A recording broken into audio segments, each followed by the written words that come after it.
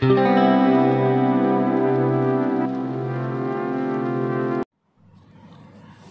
আমরা আলোচনা করব দশম শ্রেণীর চতুর্থ অধ্যায় আয়তঘনক। আয়তঘনকের সূত্রগুলো নিয়ে আমরা আলোচনা করেছিলাম পূর্ববর্তী ভিডিওতে। আজকে আমরা অঙ্কগুলো আলোচনা করব। কোষে দেখি 4 শুরু করার আগে আরও একবার আমরা সূত্রগুলো রিভাইজ করে নিই। আয়তঘনকের সমগ্র তলের ক্ষেত্রফল ইকুয়াল টু 2 ইন্টু দৈর্ঘ্য ইন্টু প্রস্থ প্লাস দৈর্ঘ্য ইন্টু প্রস্থ প্লাস প্রস্থ ইন্টু উচ্চতা, এতে বর্গ একক। 2, আয়তঘনকের কর্ণের দৈর্ঘ্য ইকুয়াল টু রুট ওভার দৈর্ঘ্য স্কোয়ার প্লাস প্রস্থ স্কোয়ার প্লাস উচ্চতা স্কোয়ার। আয়তঘনকের আয়তন ইকুয়াল টু দৈর্ঘ্য ইন্টু প্রস্থ ইন্টু উচ্চতা। ঘনক, ধরি ঘনকের একটি বাহু দৈর্ঘ্য হচ্ছে এ, তাহলে ঘনকের সমগ্র তলের ক্ষেত্রফল হবে 6 ইন্টু এ স্কোয়ার বর্গ একক। ঘনকের কর্ণ √3 ইন্টু বাহুর দৈর্ঘ্য ইকুয়াল টু √3a। এই সূত্রগুলো কীভাবে এসেছিল তা বিস্তারিতভাবে দেখানো হয়েছে পূর্ববর্তী ভিডিওতে, লিঙ্ক ডেসক্রিপশনে দেওয়া রয়েছে, সেখান থেকে দেখে নিও। ঘনকের আয়তন ইকুয়াল টু একটি বাহুর দৈর্ঘ্য তার কিউব অর্থাৎ a কিউব ঘন একক। আয়তঘনকের 4 দেওয়ালের ক্ষেত্রফল ইকুয়াল টু 2 ইন্টু দৈর্ঘ্য প্লাস প্রস্থ ইন্টু উচ্চতা। কোষে দেখি 4। প্রথম অঙ্ক, আমরা পরিবেশের 4টি আয়তঘনকার ও 4টি ঘনক আকার বস্তুর নাম লিখি। তাহলে 4টি আয়তঘনকার বস্তু হবে দেশালাইয়ের বাক্স, চৌবাচ্চা, উপহারের বাক্স, আয়তকার জলের ট্যাঙ্ক। এবং 4টি ঘনক হবে লুডুর ছক্কা, রুবিকস কিউব, ঘনাকার পেপারওয়েট আর সুগার কিউব। নেক্সট 2, পাশের আয়তঘনকার তলগুলির ধারগুলি ও শীর্ষবিন্দুগুলির নাম লিখি।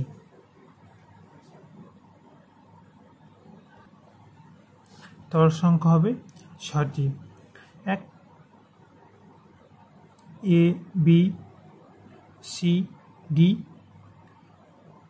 A B E H, E F G H, D C F G, D C F G, A E F D,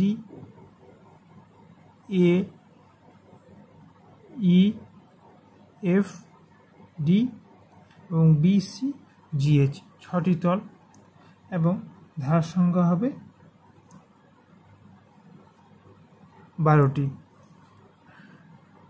AB, DF, DC, BC, GF, EF, EH, GH, HB, AB, এভাবে মোট 12টি হবে ধার সংখ্যা এবং শীর্ষবিন্দু হবে 8টি, ABCDEFGH। নেক্সট পরবর্তী অঙ্ক 3, একটি সমকোণী চৌপলকার ঘরের দৈর্ঘ্য প্রস্থ ও উচ্চতা যথাক্রমে 5 মিটার, 4 মিটার, 3 মিটার হলে ওই ঘরে সবচেয়ে লম্বা যে দ্বন্দ্ব রাখা যাবে তার দৈর্ঘ্য হিসাব করে লিখি। তাহলে আমাকে এক্ষেত্রে বের করতে হবে তার কর্ণটি, কারণ একটি ঘরের দ্বন্দ্ব কীভাবে সব থেকে বড় কীভাবে রাখা যায়, তার কর্ণ বরাবর। তাহলে আমি এখানে যদি কর্ণটা বের করতে পারি তাহলে আমরা বের করে নিতে পারবো কত বড় দণ্ড রাখা যাবে। তাহলে আমরা প্রথমত লিখে নেব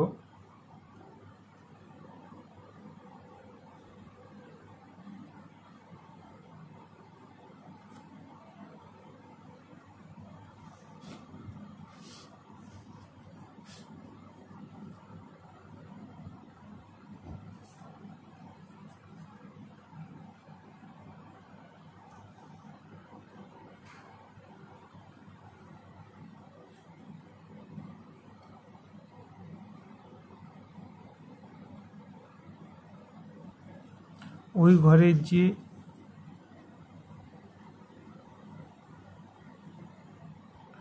ঘরে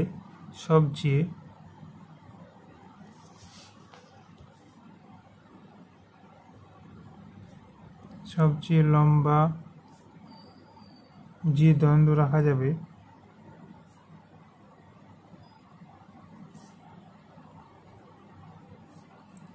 তা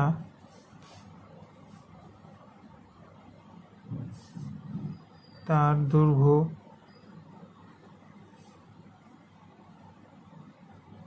ঘরটির কর্ণের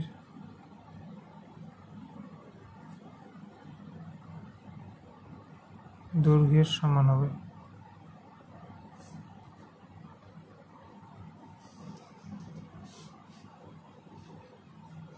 তাহলে ঘরটির দৈর্ঘ্য এবং প্রস্থ উচ্চতা দেওয়া রয়েছে। ওই সমকোণী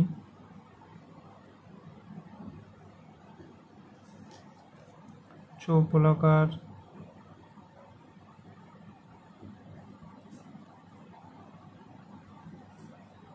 ঘরের দৈর্ঘ্য প্রস্থ ও উচ্চতা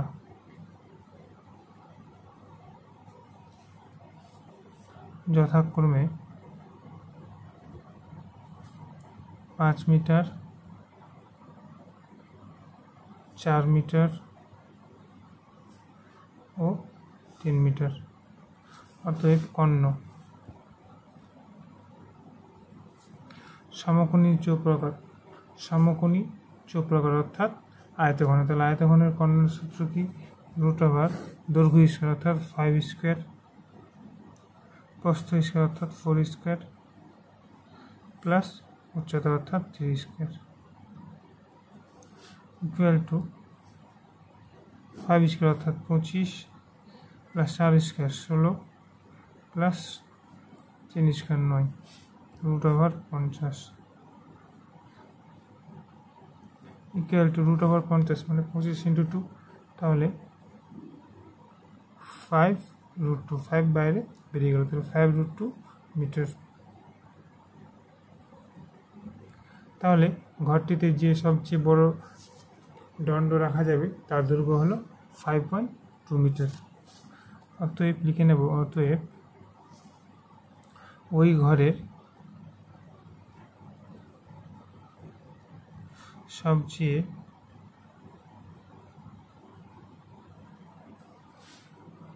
লম্বা 5√2 মিটার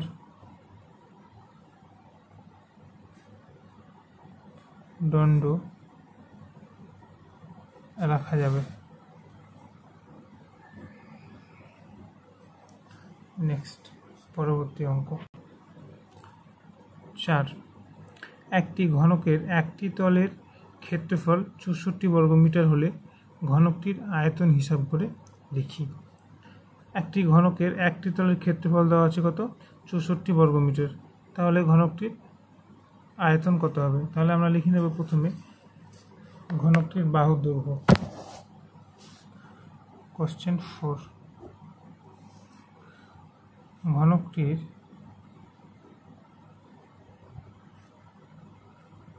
একটি তলের ক্ষেত্রফল দেওয়া আছে, মানে কত?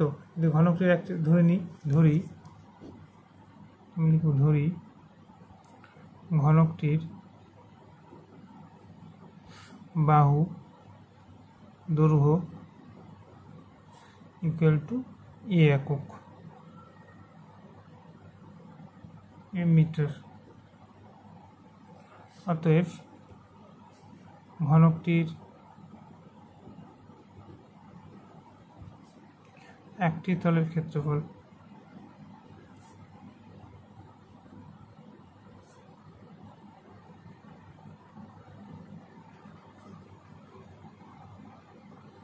Equal to a square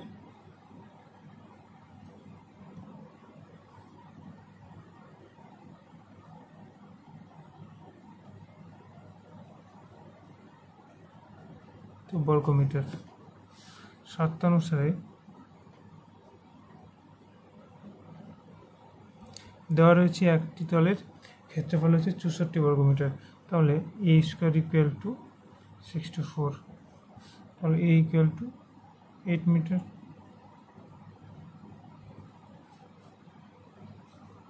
next, যেহেতু দৈর্ঘ্য কখনো নেগেটিভ হতে পারে না, তাহলে এর মান হবে +8,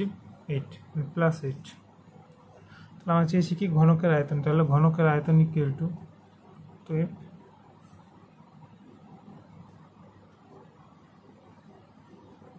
ঘনকটির আয়তন ইকুয়াল টু তার বাহু কিউব অর্থাৎ 8 কিউব ইকুয়াল টু হচ্ছে 1864 64 ইন্টু 8 512 ঘনমিটার। এটা হচ্ছে অ্যান্সার। অতএব ঘনকটির আয়তন হলো 512 ঘনমিটার। অতএব ঘনকটির আয়তন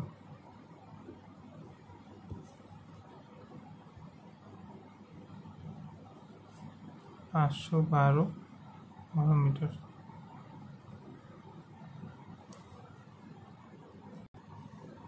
5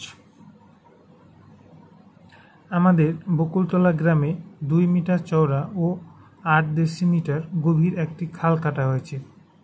যদি মোট 240 ঘনমিটার মাটি কাটা হয়ে থাকে তবে খালটি কত লম্বা হিসাব করে লিখি। তাহলে বকুলতলা গ্রামের একটি খাল কাটা হয়েছে যার 2 মিটার চওড়া এবং 8 ডেসিমিটার গভীর। তাহলে মোট মাটি কাটা হয়েছে কত? 240 ঘনমিটার। তাহলে খালটি কত লম্বা? প্রথমত আমরা লিখে নেব 5।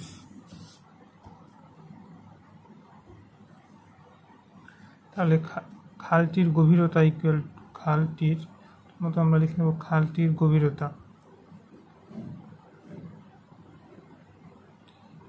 খালটির গভীরতা দেওয়া রয়েছে 8 ডেসিমিটার। তাহলে আমরা এটাকে মিটারে কনভার্ট করব। 8 ডেসিমিটার। তাহলে মিটারে কনভার্ট করলে এটা হয়ে যাবে 0.8। তাহলে 8/10 মিটার ইকুয়াল টু 0.8 মিটার। এরপর লিখব ধরি খালটি x মিটার লম্বা।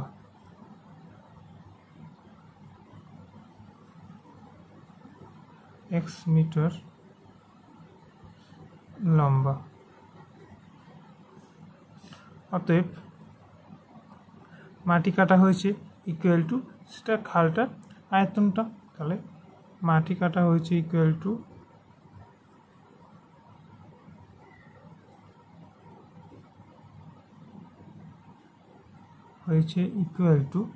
কত হবে? 2 ইন্টু 0.8 ইন্টু x ঘনমিটার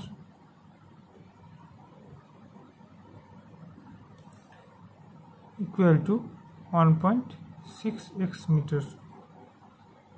তো ঘনমিটার। প্রশ্নে দেওয়া রয়েছে মোট মাটির পরিমাণ হচ্ছে কত? 240 ঘনমিটার। তাহলে শর্তানুসারে আমরা লিখতে পারি শর্তানুসারে 1.6x ইকুয়াল টু 240। তাহলে x ইকুয়াল টু 240 বাই 1.6 और x equal to 240 into 10 by 16 4 6 24 4 4 16 2 2 4 5 2 10 30 2 7। তাহলে হচ্ছে x equal to 30 into 5 equal to 150 metre. তাহলে অতএব খালটি লম্বা কত হলো? 150 মিটার। অতএব খালটি 150 মিটার লম্বা ছিল। নেক্সট পরবর্তী 6। একটি ঘনকের কর্ণের দৈর্ঘ্য 4√3 সেমি হলে ঘনকটির সমগ্রতলের ক্ষেত্রফল হিসাব করে লিখি। বলেছে একটি ঘনকের কর্ণ দেওয়া রয়েছে 4√3 সেমি। তাহলে ঘনকটির সমগ্র তলের ক্ষেত্রফল কত হবে? চলো দেখে নেওয়া যাক। 6। তাহলে প্রথমত আমি ধরে নেব ঘনকের একটি বাহু হচ্ছে এ। ধরি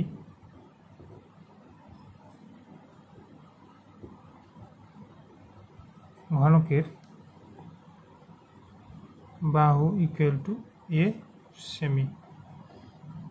তাহলে ঘনকের কর্ণ কত হবে? ঘনকের কর্ণ ইকুয়াল টু √3 ইন্টু এ। শর্তানুসারে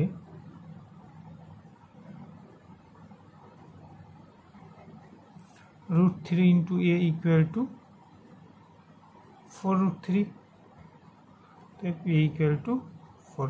তাহলে আমরা পেয়ে গেলাম ঘনকের একটি বাহু হচ্ছে 4 সেমি। এখন আমরা চেয়েছি কি? ঘনকের সমগ্র তলের ক্ষেত্রফল। তাহলে ঘনকের সমগ্র তলের ক্ষেত্রফলের সূত্র কি? অতএব ঘনকের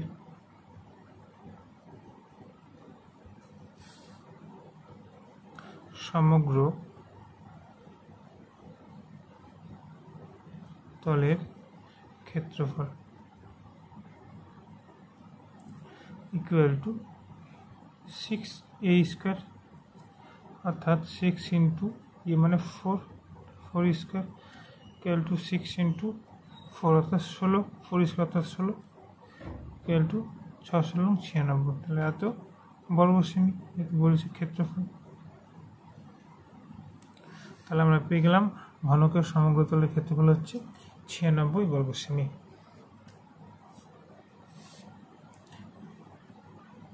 কোনো লাইনে বুঝতে অসুবিধা হলে অবশ্যই কমেন্টে জানাবে, আমরা তা কমেন্টের মাধ্যমে তোমাদের বুঝিয়ে দেওয়ার চেষ্টা করব কিংবা পরবর্তী ভিডিওতে তা জানানোর চেষ্টা করব। নেক্সট 7।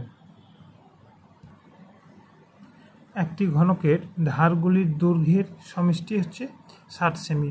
তাহলে ঘনকটির ঘনফল কত? একদম সোজা বলে দিয়েছি, ঘনকের ধারগুলির সমষ্টি হচ্ছে 60 সেমি। তাহলে ঘনকের ঘনফল কত হবে? তাহলে প্রথমত আমি লিখে নেব নাম্বার 7।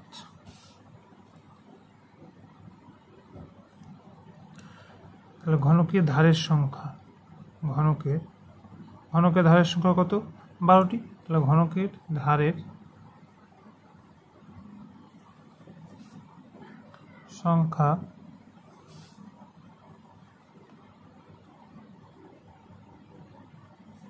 Equal to 12। তাহলে ঘনকের ধারের সংখ্যা হচ্ছে 12। তাহলে ধারের দৈর্ঘ্যের সমষ্টি 60 সেমি হলে প্রতিটি ধারের দৈর্ঘ্য কত হবে? যে ধারের ঘনকের ধারের সমষ্টি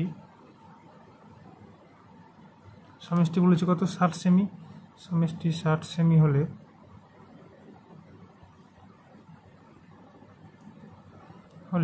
প্রতিটি ধারের দৈর্ঘ্য ইকুয়াল টু প্রতিটি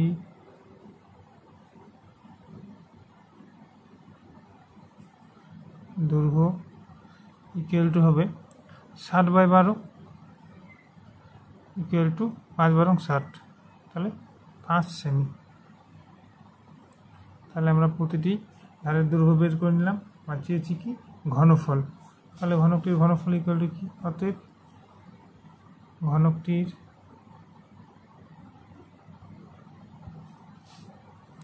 ঘনফল ইকুয়াল টু 5³ একটি ধারের দৈর্ঘ্য তার কিউব অর্থাৎ 5³ তাহলে 5 মানে 5³ অর্থাৎ 5 × 5 = 25, 5 × 25 = 125 ঘন সেমি। তাহলে ঘনকের ঘনফল হলো 125 ঘন সেমি। নেক্সট 8।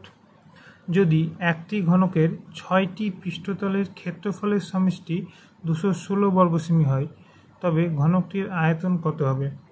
বলেছি একটি ঘনকের 6টি পৃষ্ঠতল, ঘনকের মোট পৃষ্ঠতলের সংখ্যা কত? 6টি। তাহলে তাদের ক্ষেত্রফলের সমষ্টি হচ্ছে 216, তবে ঘনকটির আয়তন কত? আমরা প্রথমত লিখে নেব 8।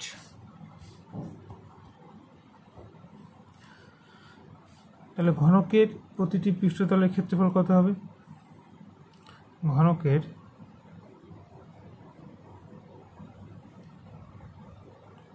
প্রতিটি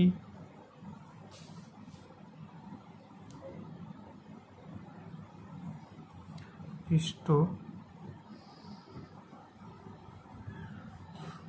ক্ষেত্রফল ইকুয়াল টু হবে, টোটাল দেওয়া রয়েছে কত?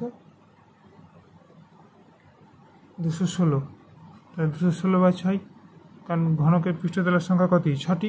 তাহলে 216/6 ইকুয়াল টু 36 216, 36 ইকুয়াল টু 36 বর্গ সেমি।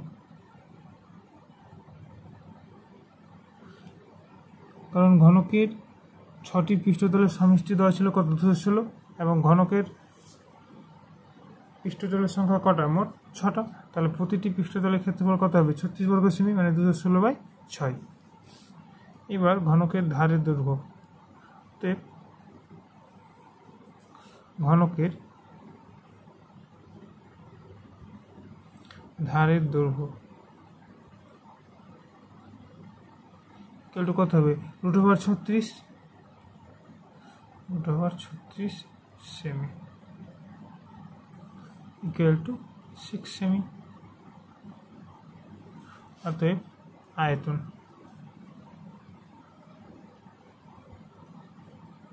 ঘনকের আয়তনের সূত্র কি? বাহুর কিউব। তাহলে বাহু কত? 6, তাহলে 6 কিউব ইকুয়াল টু 216 ঘন সেমি। তাহলে ঘনকের আয়তন কত হলো? 216 ঘন সেমি। নেক্সট 9, একটি সমকোণী চৌপলের আয়তন হচ্ছে কত? 432 ঘন সেমি। তাকে সমান আয়তন বিশিষ্ট দুটি ঘনকে পরিণত করা হলে প্রতিটি ঘনকের প্রত্যেক ধারের দৈর্ঘ্য কত হবে? বলেছে একটি সমকোণী চৌপল, অর্থাৎ আয়তঘনকের আয়তন হচ্ছে 432 ঘন সেমি, তাকে সমান আয়তন বিশিষ্ট দুটি ঘনকে পরিণত করা হচ্ছে, তাহলে প্রতিটি ঘনকের ধারের দৈর্ঘ্য কত হবে? প্রথমত আমরা লিখে নেব 9, নাম্বার 9। ধরি ঘনকের বাহু দৈর্ঘ্য, ধরি ঘনকের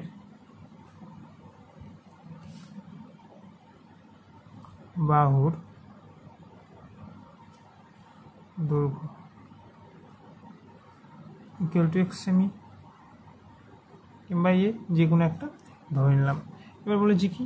432 সেমির দুটি সমকোণী চৌপলাকারকে আমরা কি করছি? দুটা ঘনকে পরিণত করছি, মানে 432 সেমির দুটি আয়ত ঘনকে দুটি ঘনকে পরিণত করছি। তাহলে লিখব 432 সেমি 32 ঘন সেমি সমকোণী চৌপলাকার, সমকোণী চৌপলাকার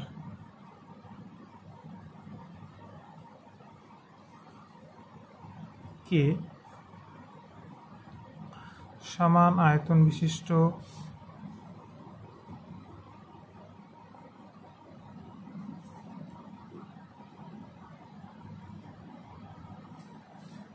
দুটি ঘনকে পরিণত করলে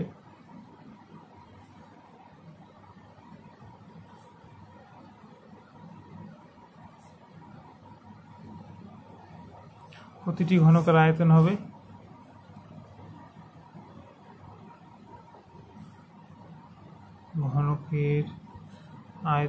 ইকুয়াল টু 432/2, 432/2 ইকুয়াল টু 216 ঘন সেমি। তাহলে আমরা পেয়ে গেলাম প্রতিটি ঘনকের আয়তন কত? 216 করে। তাহলে আমরা এখানে চেয়েছি কি? আমার চেয়েছি ঘনকের প্রতিটি ধারের সংখ্যা। তাহলে আয়তন যদি 216 হয়, তাহলে ধার কত হবে, ধরলাম ধরে নিয়েছিলাম বাহু ঘনকের বাহু দৈর্ঘ্য হচ্ছে এক্স, তাহলে আয়তন কত, তাই আয়তন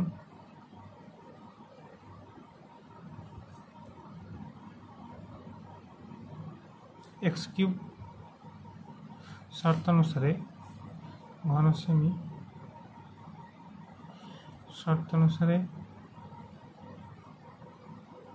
লিখতে পারি এক্স কিউব ইকুয়াল টু 216,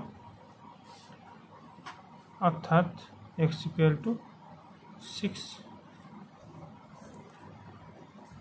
অতএব ঘনকটির প্রতিটি ধারের দৈর্ঘ্য হবে 6 সেমি।